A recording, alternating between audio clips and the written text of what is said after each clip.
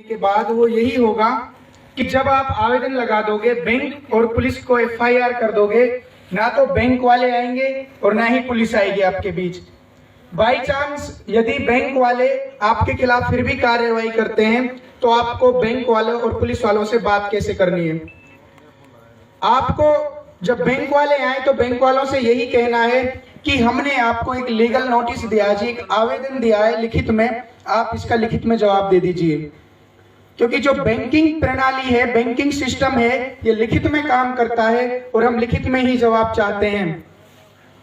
किसी भी बैंक या संस्था या संगठन या पार्टी का एक मौलिक कर्तव्य या दायित्व होता है, यदि उसका कोई समर्थक या फिर उसका कोई क्लाइंट है, उसके सवाल पूछे जाने पर या कोई संशय उत्पन्न होने पर उसको जवाब देना पड़ता है, वो जवाब देंगे। यदि वो आपका जवाब नहीं देते हैं तो भी वो गैर कानूनी रूप से आपके साथ लेन देन कर रहे हैं, ट्रेड कर रहे हैं।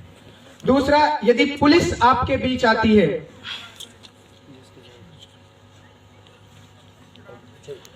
जो पुलिस आपके बीच आएगी, जब बैंक वाले कब्जा लेने के लिए आएंगे तो पुलिस से आपको यही बात करनी कि बैंक और हमारे बीच पुलिस आ नहीं सकती, आप लोगों के पास कोई राइट्स नहीं है। और एक्चुअल में पुलिस के पास कोई राइट्स होता भी नहीं है, क्योंकि सुनील भाई नाम ले रहे थे, मैं भी बता रहा था, जो इनका बाप है रोथचाइल्ड, वो किसी सुप्रीम कोर्ट के मजिस्ट्रेट की भी औकात नहीं है कि वो उसके खिलाफ चले जाएं।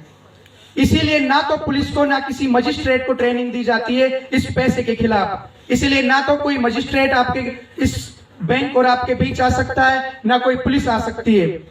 बाई चांस यदि आप पुलिस या फिर मजिस्ट्रेट के खिलाफ भी जाते हो तो आपको कंटेम्प्ट ऑफ कोर्ट लगेगी। मान लीजिए किसी की प्रॉपर्टी सील हुई पड़ी है, उस प्रॉपर्टी सील के बाद आप उस मजिस्ट्रेट के आदेश की अवहेलना करते हो तो आपके ऊपर वो अवहेलना या अपमान का आरोप लगाएंगे। तो इसमें आपको मानसिक रूप से इतना तैयार होना पड़ेगा कि जब वो आपको सम्मन भेजेगा कि कंटेम्प्ट ऑफ कोर्ट, तो उसमें आपको ये जवाब देना होगा कि यदि मैंने गैर कानूनी रूप से काम किया है, यदि आपने जो मेरे प्रॉपर्टी के अगेंस्ट ये जो प्रस्ताव पारित किया था, यदि आपको लगता है कि ये पूरा कानूनी रूप से आपने किया है तो आप मुझे सिद्ध कीजिए। और यदि आप इन बैंक वाले रिकवरी वाले गुंडों की तरह यदि ऐसे ही नोटिस जारी करते रहोगे, हाँ मैंने कानून की अवहेलना की है, आप इसके लिए मुझे फांसी पे चढ़ा दीजिए, लेकिन उससे पहले मेरे जो बैंक वालों से सवाल पूछे हैं इनके मुझे लिखित में जवाब चाहिए। मेरे जो सवाल हैं ये कोई निराधार नहीं है, वो सारे सवाल वही पूछे हैं जो सुनील भाई ने आपको बताया कि कम से कम ये तो बताओ कि जिस करेंसी में आप लेन देन कर रहे हो उस करेंसी का स्टैंडर्ड क्या है। उस मजिस्ट्रेट को समझाओ कि जिसमें ये ट्रेड कर रहे हैं उसकी तो कोई आधार ही नहीं है, ये तो देश की जनता के साथ फ्रॉड कर रहे हो।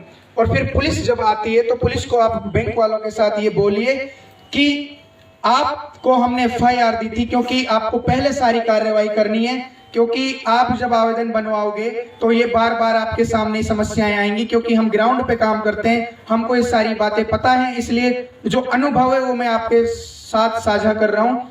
जब पुलिस आ भी जाए तो उसको यही बारंबार आपको सवाल करना है कि आप किस कानून के तहत यहाँ आए हो, हमने आपको एफआईआर दी थी, क्या आपने हमारी कंप्लेंट्स की जांच की, उस पर कार्रवाई की, नहीं की तो फिर आपने एक पक्ष कि सुनकर आप यहाँ क्यों आ गए, आप निष्पक्ष भाव से जांच कीजिए। ये सारे आप एक सवाल ये भी था। और मेरे ख्याल से बैंक अधिकारियों से कैसे बात करनी है भी आपका क्लियर हो गया होगा। और मजिस्ट्रेट के आदेश की अवहेलना, अगर आप लोगों में इतना दम है, मान लीजिए मजिस्ट्रेट आपकी नहीं सुनता और वो आप पे आरोप लगा देता है कि आपने न्यायालय के आदेश का अपमान किया है, अगर वो मजिस्ट्रेट आपको 1 महीने 2 महीने जेल करता है, भेजता है, तो इसमें कोई आपत्ति है यदि आपकी संपत्ति बचती है तो? नहीं, कोई आपत्ति नहीं। बताइए, कोई आपत्ति नहीं। आपकी एफआईआर जो आप करोगे, मैं आपको पहले भी बता रहा था कि जो उनका बाप रोथचाइल्ड बैठा हो उसके खिलाफ जाने की किसी भी उसकी औकात नहीं है, क्योंकि दिल्ली पुलिस में एक एसएचओ है, मैं था, देवेंद्र भाई थे और 1-2 साथी और थे।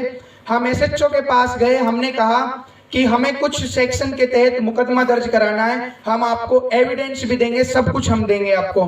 तो उस एसएचओ ने क्या किया, उन्होंने कहा जी आप सेक्शन बताइए। हमने कहा कि सेक्शन 230 से लेके 254 तक और 489 तक, इनमें से कोई सी भी एक सेक्शन में आप हमारा मुकदमा दर्ज कर दीजिए, उसके सारे एविडेंस हम देंगे। तो वो भारतीय दंड संहिता की पुस्तक को उठाता है और उसमें देखकर वो कहता है जी इसमें तो मैं क्या, पूरा जो पुलिस का महानिदेशक डीजीपी बोलते हैं वो भी नहीं कर सकता। तो ये इतना बड़ा षड्यंत्र है, क्योंकि ये षड्यंत्र ऐसा है जब ये षड्यंत्र को समझकर और आप जब फाइट करने निकले हो तो इससे ये मत समझिएगा कि आप कोई छोटा काम कर रहे हो, आप यकीनन राष्ट्र हित के लिए नहीं पूरे विश्व के लिए एक बहुत बड़ा काम कर रहे हो। जिस बैंकिंग सिस्टम के माध्यम से इन लोगों ने आपको गुलाम बना रखा है, उसके पूरे के पूरे ताना बाना को आप चैलेंज कर रहे हो। ये इतना बड़ा षड्यंत्र है। तो फिर उस एसएचओ से हम ये कहते हैं कि जितने आप 2 लाख ले लीजिए, 10 लाख रुपए ले लीजिए, इवन यहां तक देवेंद्र भाई बोलते हैं कि जितनी पूरे जब तक आपकी सर्विस है, जब तक आप ड्यूटी पे हो, इतने आप हमें मुंह खोलिए और लेकिन ये मुकदमा दर्ज करा जाइए। तब भी वो एसएचओ ये कहता है कि मुझे नौकरी के साथ साथ अपनी जान से हाथ नहीं धोना। इतना बड़ा षड्यंत्र है। इस षड्यंत्र से हम तभी जीत पाएंगे जब एक एक लोग इस प्रकार से हुंकार भरेगा कि भारत की हुंकार है, जनता ही सरकार है। भारत की हुंकार है, जनता ही सरकार है। जब आप लोग ये समझ जाओगे कि एक्चुअल में आप ही सरकार हो, डिसीजन मेकिंग पावर जो होती है वो आपके ही हाथों में होती है, तो उस दिन ये समझ लीजिएगा कि पूरा का पूरा जो सिस्टम है ये आपके हाथों में आ जाएगा और आपके अनुसार चलना शुरू कर देगा। तो इसीलिए आप जनता सरकार मोर्चा के 3 दिवसीय प्रशिक्षण सत्र में आए। आप लोगों ने अपने जीवन के महत्वपूर्ण समय में से 3 दिन का समय निकाला। मैं ये समझता हूं कि यदि आप इस 3 दिन में यहाँ रुके रहे, जो आप 4 धामों की यात्रा करते हो, उससे भी बढ़कर ये आपकी 3 दिन की यात्रा थी।